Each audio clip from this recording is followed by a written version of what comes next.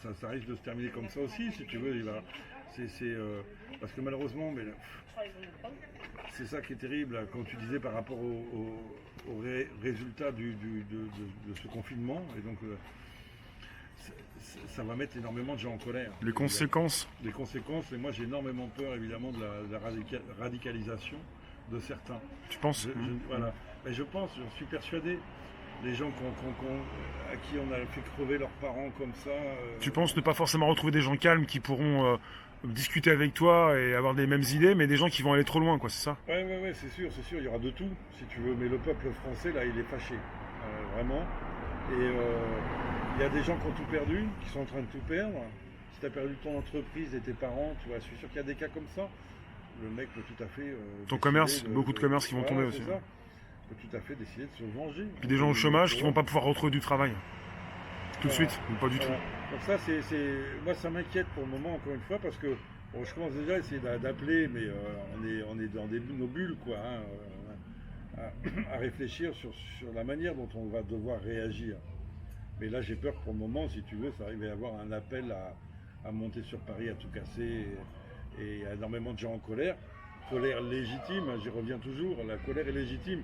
Moi, ce que j'essaye d'expliquer, c'est que la colère peut se canaliser pour qu'elle apporte un meilleur résultat. Est-ce que tu penses que les gilets jaunes ont été manipulés dès le début ou en cours de route? Ouais, dès le début. Une idée pour peut-être les prendre, les filmer, les enregistrer parce qu'il y a des personnes qui sont retournées en prison ou parties directement en prison, qui avaient déjà des antécédents. Les gilets jaunes, s'ils remanifestent par la suite, ils ont déjà été filmés plusieurs fois.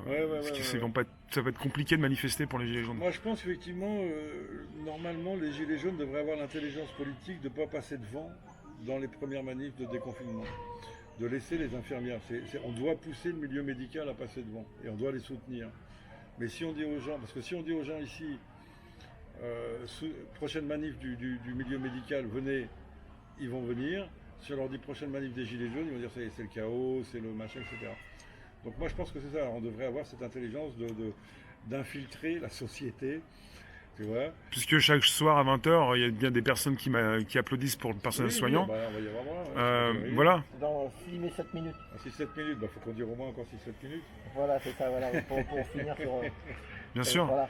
Et moi j'ai une question aussi, parce que s'ils me voient, moi j'aime bien Mishka et Wilson, moi j'ai pas leur téléphone, mais si toi tu les as, parce que je sais que toi tu fais le rond-point avec eux, s'ils sont d'accord, même Mishka toujours avec sa cagoule bien sûr, il n'y a pas de problème, mais moi parce qu'il y a plein de gens de chez Rémi qui connaissent pas Mishka, tu comprends, parce que lui il est YouTube, alors que Mishka eux ils sont plus Facebook. Aussi, c'est ça. Mais ça, donc moi je lance un appel, c'est vous deux, parce que moi je suis le driver moi, mais j'aimerais bien, parce que moi je parle souvent de Mishka et de Wilson, s'ils veulent, un soir, pareil, quoi. On pourrait les retrouver un jeudi, nous c'est le jeudi qu'on fait la tournée.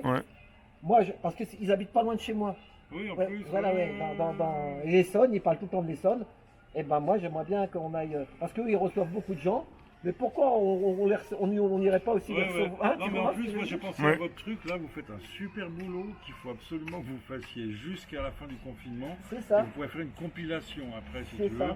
Et aller faire la tournée de tous les gilets jaunes, même ceux que tout ce qui est figure, pas figure, comme vous faites, ça c'est génial. C'est pour ça que le maquis, lui, il a le téléphone de Mishka, ça j'en suis sûr. Il faut que je récupère le tien d'ailleurs aussi, parce que je l'ai pas, c'est pas normal. Mais tu sais ce que tu le diras, toi tu leur en parles, tu dis tiens, s'ils veulent, Rémi, tu leur donnes des coordonnées. Comme ça, ils appellent directement le metteur en scène, le monteur, c'est lui qui s'occupe des trucs. Et puis comme ça, moi je l'amène là-bas au rond-point de Montlhéry. Parce que moi j'ai été à une réunion d'eux, s'ils m'écoutent, près de votre boulangerie là-bas. Tu connais la boulangerie?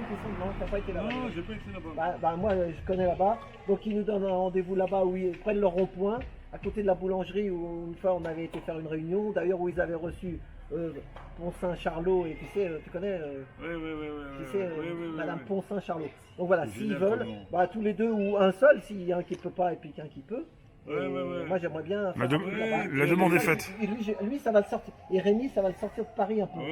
Parce que nous, on est banlieue. Allez voir aussi Fauzi, là, je sais plus où il est. Voilà, c'est ça. Allez voir, voilà, il y en a Fauzi, comment ici, Jérôme Rodriguez. Moi, je suis prêt partout. Voilà. Moi, les gars, vous appelez Rémi, vous lui envoyez un truc. Si vous voulez qu'on vienne. C'est génial. Voilà. Tout le monde peut en parler autour de lui. Et comme ça, on tire la flamme, la bougie allumée. Exactement, vous êtes un lien. Et moi, j'ai le droit de rouler. Je suis taxi, j'ai le droit de rouler, moi. Ouais, tout à fait. Donc voilà. Très bien. Voilà. D'ailleurs, j'avais besoin de toi. J'avais besoin de taxi. Parce qu'on a un truc à faire. Moi, je suis commerçant. En fait, j'ai une carte de commerçant. J'ai mon cabis. Et je voudrais aller à Rungis. C'est tôt le matin, ça, non? C'est pour voir leur fameux. Eh ben, tu veux que je te dise? Leur morgue, là. Ah oui.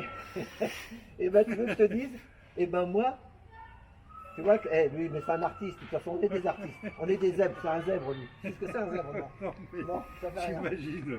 Non, un zèbre, c'est quelqu'un qui a un cerveau qui pense aussi aux autres, qui pense pas qu'à sa gueule. Très bien. Bon, et ben moi, un jour, moi je me couche jamais avant 5h du matin, mais je vous le dis, je voulais emmener Rémi un jour, mais si, je m'étais dit, tiens, si on n'a plus personne à aller voir, parce que moi je peux pas tout le temps me mettre devant la caméra, après tu n'as plus rien à dire, c'est mieux de faire parler d'autres, tu comprends ce que je veux dire? Hein, moi je veux pas passer aux élections puis qu'on vote pour moi, rien à foutre, moi j'attends ma retraite là. Donc, je m'étais dit avec Rémi, parce que nous on peut rentrer dans Rungis gratuit, parce qu'on est taxi. Moi j'allume le compteur, moi souvent je voulais faire une visite de Rungis. On vous prend tous les deux et je vous emmène à Rungis et on fait la visite de Rungis, on va un peu on en parle un peu. Voilà, et ben moi, c'était dans ma tête. Et puis je vais te dire, parce que moi c'est à faire. Je prépare une activité, je veux voir les prix là. Je voudrais peut-être parce que ça va déconfiner. Alors là, il y a plusieurs possibilités. Je voudrais être vendeur de vanille. Et alors c'est un truc très particulier, vendeur de vanille sur les marchés.